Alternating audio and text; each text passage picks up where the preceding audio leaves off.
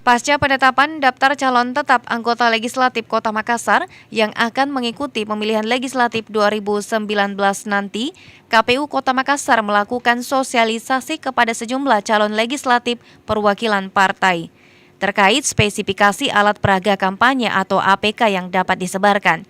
Kegiatan berlangsung di kantor KPU Kota Makassar, Jalan Perumnas Antang, Selasa 25 September 2018.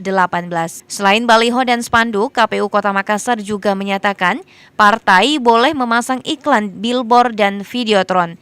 Dengan syarat, setiap partai hanya boleh memasang 2 billboard atau videotron saja di tingkat kabupaten, kota, dan posisi billboard atau videotron tidak berada di area 18 titik yang dilarang untuk memasang alat peraga kampanye.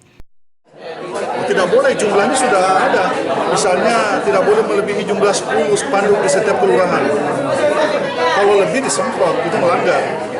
Sanksinya mungkin, Kak? Ya? Sanksinya? Tanya Bawaslu sanksinya.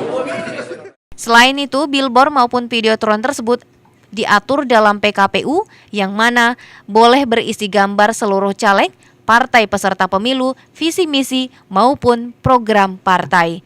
Pemasangan billboard maupun videotron diharapkan mengindahkan aturan yang telah ditetapkan oleh KPU. Ira, Fajar TV dan Fajar Radio melaporkan.